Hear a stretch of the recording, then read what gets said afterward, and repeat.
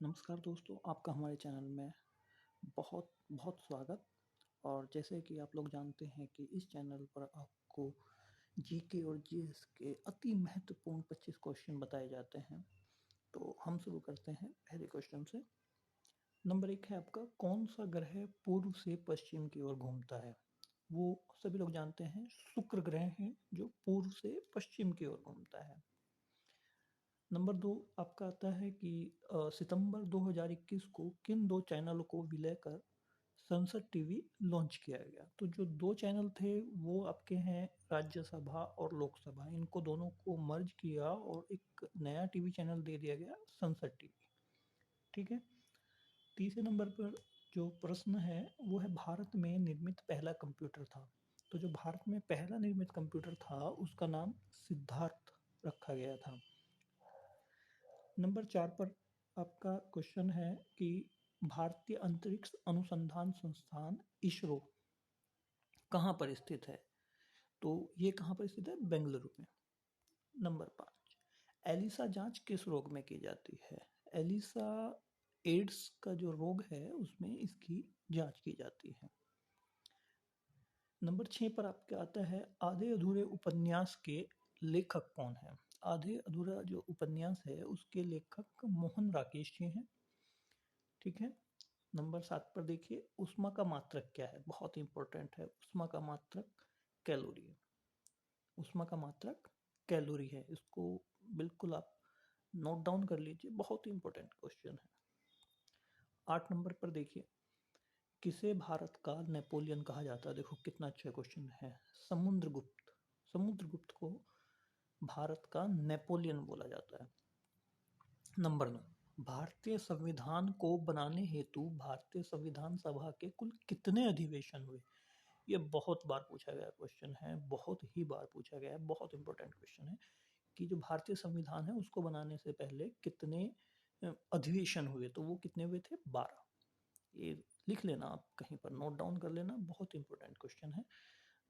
Number 10 देखिए, यदि कोई तत्व इलेक्ट्रॉन ग्रहण करके ऋणायन बनाता है, ठीक है, बनाने की प्रवृत्ति रखता है या बनाता है, तो वो क्या कहलाता है? वो क्या कहलाता है?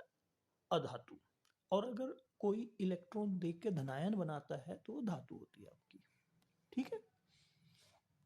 11 नंबर पर ये पूछा जाता है कभी कभी कि जो 1024 मतलब 1024 जो केबी होती है, किलोबाइट जो होती है, वो कितने एमबी के बराबर होती है? तो वो कितने एमबी के बराबर होते हैं? 1 एमबी के बराबर होती है। नेक्स्ट है आपका, विभवांतर का मात्रक क्या है? विभवांतर मतलब विभवों के बीच का अंतर, तो उसका मात्रक क्या होता है? वोल्ट। फिर नेक्स्ट है आपका, सर्वाधिक कठोर पदार्थ क्या है? भाई सबसे जो कठोर पदार्थ है वो आपका हीरा है। नंबर 14 पर है, वैश्विक परिवार दिवस कब मनाया जाता है? वैश्विक परिवार दिवस 1 जनवरी को मनाया जाता है, वैश्विक परिवार दिवस। 15 नंबर पर, संविधान सभा की सम्मुख संविधान की प्रस्तावना का प्रस्ताव किसने रखा था? जो संविधान सभा बनाई गई थी उसके सम्मुख संविधान की प्रस्तावना किसने प्रस्तुत की थी? भाई किसने रखा था उसका प्रस्ताव? सिंपल सा है। तो जो हमारे भारत के प्रथम प्रधानमंत्री थे पंडित जवाहरलाल नेहरू जी, उन्होंने ही इसका प्रस्ताव रखा था। नंबर 16 पर देखिए, रेडियो धर्मिता का आविष्कार किसने किया था? रेडियो धर्मिता हेनरी बेकुले, पढ़ा होगा आपने, हेनरी बेकुले। नंबर 17 देखिए आप, सबसे हल्की धातु कौन सी है? सबसे हल्की धातु कौन सी है? लिथियम। लिथियम, और इसको हम Li से रिप्रेजेंट करते हैं। ठीक है। परमाणु परमाणु क्रमांक भी इसका 3 होता है।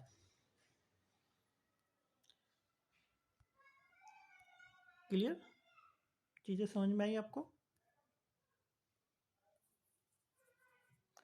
चलिए अब आगे चलते हैं। 18 क्वेश्चन पे आइए। राष्ट्रमंडल खेलों का मुख्यालय कहाँ पर है? राष्ट्रमंडल खेलों का मुख्यालय कहाँ पर है? लंदन में। ठीक है, ये बात समझ में आई आपको? राष्ट्रमंडल खेलों का मुख्यालय कहाँ पर है? लंदन में। और अभी जो राष्ट्रमंडल खेल होंगे वो कहाँ पे होंगे? वो 2022 में होंगे, बर्मिंघम में। ठीक है भाई। वो चलेंगे आपके 28 जुलाई से 8 अगस्त तक 2022 में। 19वें पे देखिए आप, प्रतिरोध का मात्रक। प्रतिरोध का मात्रक क्या होता है? ओम। क्लियर? 20 देखिए, भारत की संविधान सभा ने राष्ट्रीय ध्वज को कब स्वीकार किया? सर्वप्रथम कब स्वीकार किया था? तो सर्वप्रथम जो स्वीकार किया था वो 22 जुलाई 1947 को स्वीकार किया था। ठीक है, आगे 21 पर, विद्युत धारा का सर्वोत्तम चालक क्या है? मतलब जहां से विद्युत धारा प्रवाहित हो सकती है, सबसे अच्छी किस में प्रवाहित हो सकती है? तो वो क्या है आपकी? चांदी। 22 नंबर पर, प्रथम भारतीय मैग्सेसे पुरस्कार किसको दिया गया? ये थोड़ा गलत लिखा हुआ है इसमें, इसको आप देखिए। ये मैग्सेसे लिखा हुआ है, इसको मैं ठीक कर देता हूँ। ये है आपका मैग्सेसे पुरस्कार। प्रथम भारतीय मैग्सेसे पुरस्कार किसको दिया गया था? विनोबा भावे। ठीक है, नेक्स्ट देखिए, पानी की अस्थायी कठोरता किसके कारण होती है? पानी की अस्थायी कठोरता, पानी की जो अस्थायी कठोरता होती है वो कैल्शियम और मैग्नीशियम के बाइकार्बोनेट के कारण होते हैं, CaHCO3 या MgHCO3।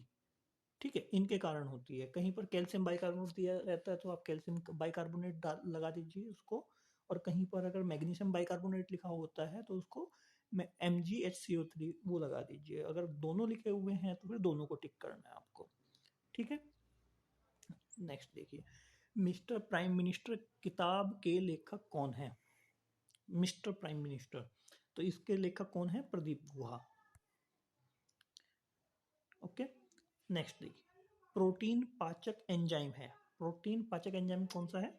पेप्सिन। पेप्सिन याद रहेगा।